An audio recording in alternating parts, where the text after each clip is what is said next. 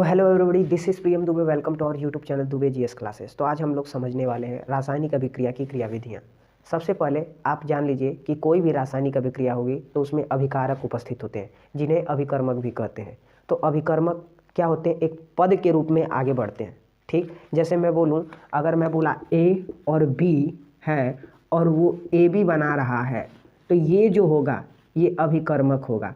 ये क्या होगा? अभिकर्मक होगा। ठीक, अभिकर्मक या अभिकारक होगा। ये क्या होगा? उत्पाद होगा। ये क्या होगा? उत्पाद होगा। तो रासायनिक अभिक्रिया में अभिकर्मक क्या होंगे? एक पद के रूप में होंगे। तो रासायनिक अभिक्रिया में अभिकर्मकों में रासायनिक अभिक्रिया, कौन सी रासायनिक अभिक्रिया? देखो, मैं अभिक्रिया विधि की डेफिनेशन बता रहा हूँ, इसको ध्यान से समझो।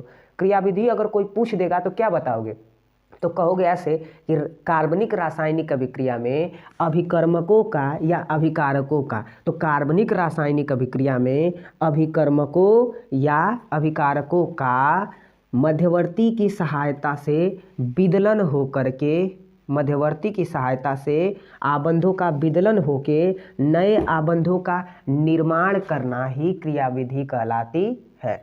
कैसे बोलेंगे? फिर से बोलेंगे और किसको याद रखेंगे? अभिकारकों को याद रखेंगे। तो बोलेंगे रासायनिक अभिक्रिया में अभिकर्मकों का मध्यवर्ती की सहायता से विदलन।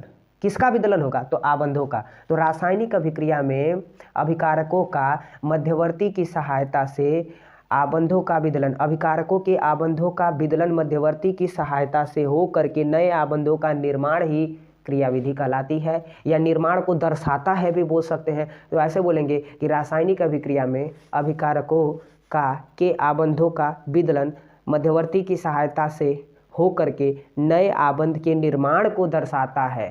कौन दर्शाता है? ये क्रियाविधि दर्शाता है। तो क्रियाविधि रासायनिक अभिक्रिया में, ऐसे बोलेंगे, क्रियाविधि रासायनिक अभिक्रिया में अभिकारकों के आबंधों का विदलन मध्यवर्ती की सहायता से नए आबंधों के निर्माण को दर्शाता है। बोल लेंगे। अब इसको ध्यान से इसको रिपीट करें, अपने दिमाग में बोले। अब यहाँ पर जो मैं शब्द प्रयोग कर रहा हूँ, सबसे पहला शब्द मध्यवर्ती क्या है? आपके मन में तुरंत ये सवाल आना चाहिए। दूसरा पहला मध्यवर्ती क्या है? दूसरा हम देखेंगे, पहला तो मध्यवर्ती देख रहे हैं और दूसरा हम देखेंगे विदलन क्या है।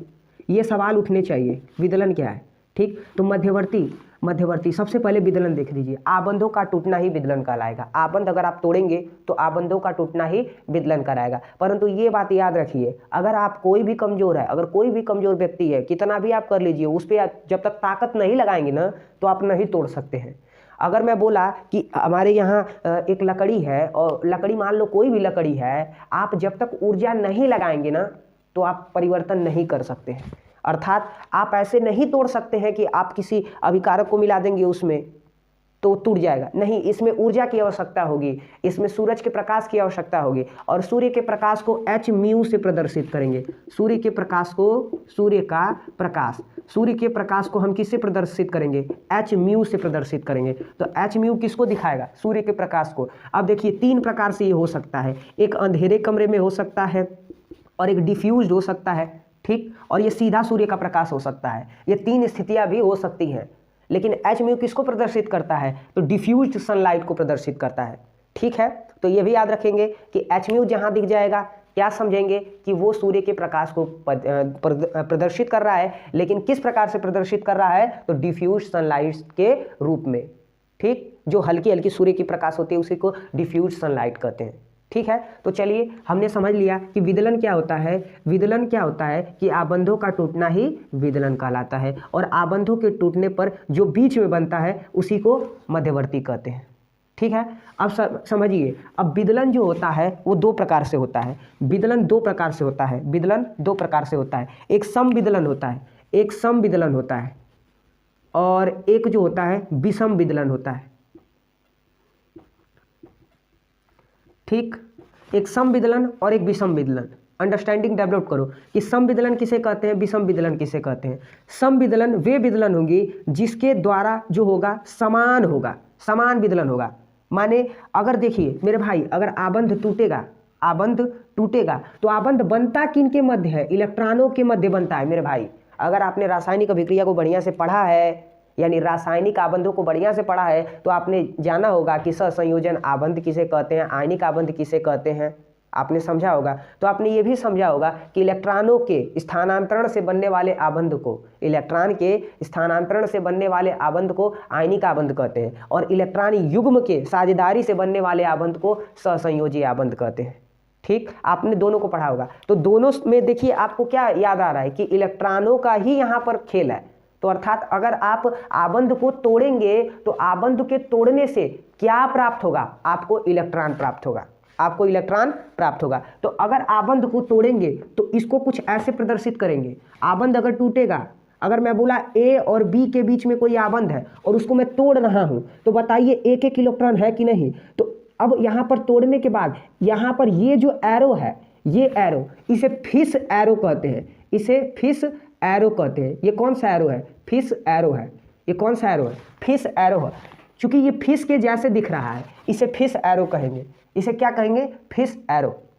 ठीक, तो समविदलन में होगा क्या कि मेरे भाई दो इलेक्ट्रॉन बराबर बराबर हो करके एक आबंध बनाए और ये आयनिक आबंध है।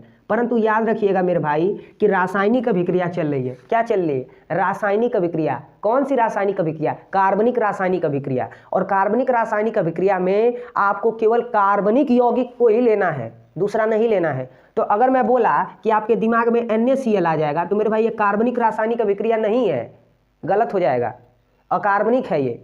अब कार्बनिक होता क्या है कि जिसमें आपको क्या दिखेगा, कार्बनिक में आप याद रखिएगा यहाँ पर कार्बनिक में आपको दिखेगा सबसे पहले ऑक्सीजन दिखेगा, कार्बन दिखेगा, नाइट्रोजन दिखेगा, हेलोजन दिखेगा, ठीक, सल्फर दिखेगा।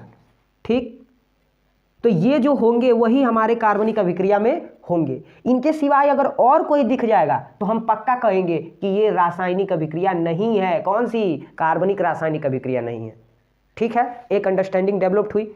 ठीक, तो अगर इसको देखेंगे ये चीज, तो मेरे भाई ये AB जो है उसमें इलेक्ट्रॉन है, तो समविदलन का मतलब समान भाग में इलेक्ट्रॉन को बांटेगा। और जब समान भाग में इलेक्ट्रॉन को बांटेगा तो आपको ऐसे एरो का प्रयोग करना है। ये फिश एरो है, ये कौन सा एरो है, फिश एरो। और ऐसे एरो में ये प्रदर्शित करेगा कि समान विदलन है, समान रूप से इलेक्ट्रॉन को वितरित किया। तो समविदलन में होता क्या है कि दो परमाणुओं के बीच में आबंध बनता है, और जब दो परमाणुओं के बीच में आबंध बनता है तो उनके बीच का जो इलेक्ट्रॉन युग्म के यानी इलेक्ट्रॉन के साझेदारी से बना था या कुछ भी बना था, तो जब परमाणुओं पर इलेक्ट्रॉन समान रूप से वितरित हो जाएंगे तो ऐसे विदलन को ही समविदलन कहेंगे। कि आबंधों यानी आबंध बना है और आबंध बना है, और जब हम किसी, अब यहाँ पर आक्रमणकारी शब्द याद रखिएगा, आक्रमणकारी क्या करेगा, किस पे आक्रमण करेगा। मैंने बोला ठीक है, नहीं समझ में आ रहा है, कोशिश पूरी करेंगे कि एक क्या होगा कि जैसे कि एक घर है,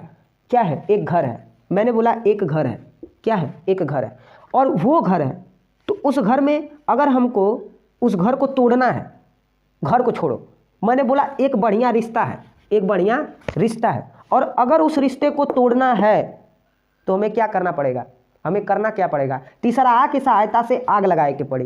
तो अगर दो लोगों को अगर तोड़ना है तो तीसरा तो उसमें आना है, और उसमें आने के बाद उसको कुछ बोलना है। अगर नहीं बोलेगा तो पक्का रिश्ता नहीं तोड़ पाएगा। आग तो इसे लगेगी नहीं, चिंगारी लगाने के लिए यहाँ इनसे कुछ बोलब तो यहाँ इनसे कुछ बोलब, दोनों जानी से कुछ बोले पड़ी। तो यानी आबंध अगर समविदलन है तो उसमें इलेक्ट्रॉन पक्का होगा, 100% होगा। और समविदलन में होता क्या है कि किसी आक्रमणकारी की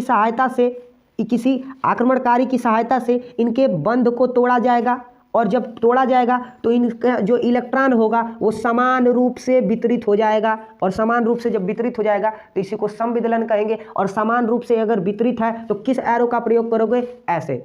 और जब असमान रूप से वितरित हो जाएगा, असमान रूप के मतलब आयनिक, तो अगर समविदलन में आपको याद रखना है मुक्त मूलक।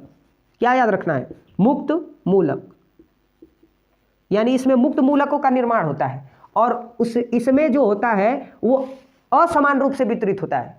असमान रूप से वितरित का मतलब इसमें अलग अलग प्रकार के आयन के रूप में वितरित हो जाता है। इसमें जो होता है मुक्त मूलकों के रूप में वितरित हो जाता है, और समान मुक्त मूलकों के रूप में वितरित होता है। परंतु इसमें जो होता है वो आयनिक मूलकों के रूप में वितरित होता है। अर्थात आयन के रूप में वितरित हो जाता है। और एक परमाणु पे जिसकी विद्युत ऋणात्मकता अधिक होती है उधर की तरफ क्या इलेक्ट्रॉन जाता है और उसको माइनस बना देता है, और जिसकी तरफ इलेक्ट्रॉन कम होता है यानी विद्युत ऋणात्मकता कम होती है उसे धनायन बना देता है। तो इसमें दो मुक्त मूलक बनेंगे, एक धनायन मूलक बनेगा और एक ऋणायन मूलक बनेगा, परंतु इसमें क्या बनेगा, मुक्त मूलक बनेगा। ये हमें पढ़ना है विदलन में, ठीक है। तो याद रखिएगा समविदलन में होता क्या है कि दो परमाणु होंगे, और कैसे परमाणु होंगे, यहां पर इसमें याद रखना है कि ये जो घटना होती है वो गैसीय में होती है, गैसीय में होती है, ठीक। ये किस में होती है, गैसीय में होती है, यानी गैस में ये घटना होती है। और इसमें समान परमाणु होंगे, समान प्रकार के परमाणु उपस्थित होंगे। परंतु याद रखिएगा कि आप ऑर्गेनिक केमिस्ट्री पढ़ रहे हैं, यहाँ पर क्या पढ़ रहे हैं, ऑर्गेनिक केमिस्ट्री। तो इसमें carbon, oxygen, nitrogen, sulphur, halogen, इनके सिवाय और कोई नहीं आएगा, इनके सिवाय और कोई नहीं आएगा।